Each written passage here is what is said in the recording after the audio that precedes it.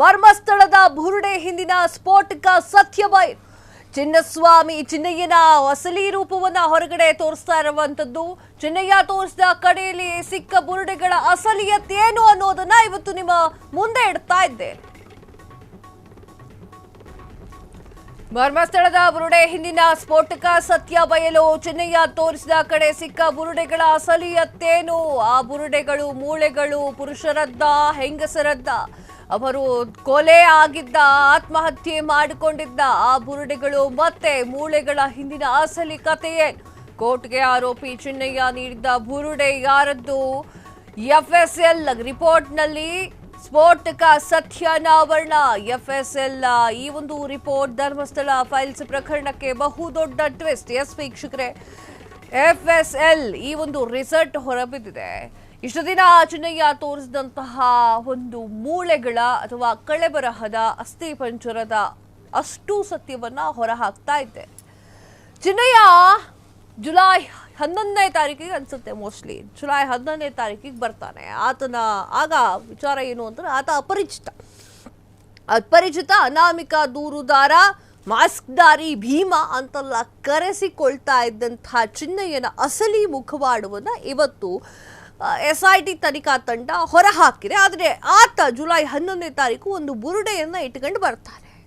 ಆ ಬುರುಡೆಯನ್ನ ಇಟ್ಕೊಂಡು ಹೇಳ್ತಾನೆ, ನಾನು ಇಂಥದ್ದೇ ಸಾಕಷ್ಟು ಹೆಣಗಳನ್ನು ಹೂತಿಟ್ಟಿದ್ದೇನೆ. ಎಲ್ಲೆಲ್ಲಿ? ಬಂಗ್ಲೆ ಗುಡ್ಡ, ಬಾಹುಬಲಿ ಗುಡ್ಡ, ನೇತ್ರಾವತಿಯ ತೀರ, ಎಲ್ಲ ಕಡೆಯಲ್ಲೂ ಕೂಡ ನಾನು ಹುಗಿದಿಟ್ಟಿದ್ದೇನೆ ಅಂತ ಹೇಳಿ ಆತ ಹೇಳ್ತಾನೆ.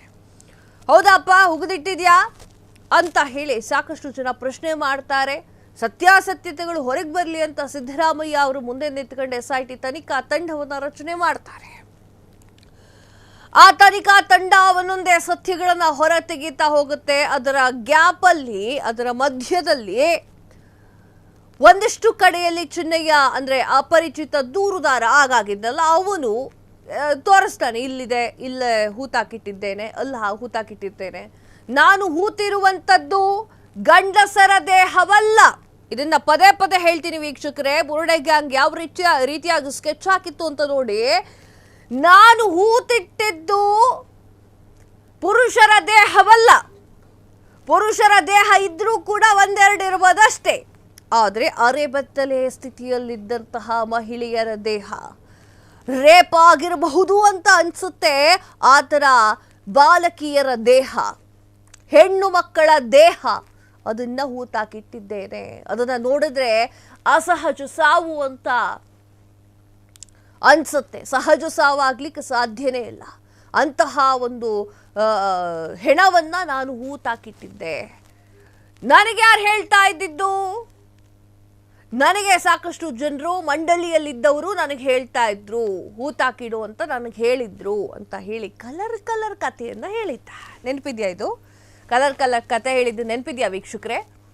ಕಲರ್ ಕತೆ ಹೇಳಿದ್ದ ಅವತ್ತು ಇಡೀ ಕರ್ನಾಟಕ ಅಲ್ಲ, ಇಡೀ ದೇಶ ಅಲ್ಲ, ವಿದೇಶವೂ ಕೂಡ ಹೌದು. ಧರ್ಮಸ್ಥಳದಲ್ಲಿ ಬ್ರೂಡಲ್ ಮರ್ಡರ್ ಆಗಿದೆ, ಧರ್ಮಸ್ಥಳದಲ್ಲಿ ಕೊಲೆಗಳಾಗಿದೆ, ಅದಕ್ಕೆ ಕಾರಣದ ದೊಡ್ಡ ಕೈಗಳು ಸಾಕ್ಷ್ಯವಾಗಿದೆ, ಅದೇ ಮಾಡಿಸಿರುವಂತದ್ದು ಈ ಕೊಲೆ ಅಂತ ಹೇಳ್ತಾ ಇದ್ರು.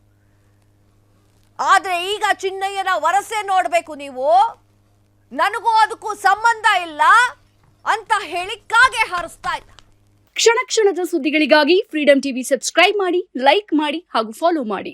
ಹೊಸ ಸುದ್ದಿಗಳ ನೋಟಿಫಿಕೇಶನ್ಗಾಗಿ ಬೆಲ್ ಐಕಾನ್ ಮೇಲೆ ಕ್ಲಿಕ್ ಮಾಡಿ.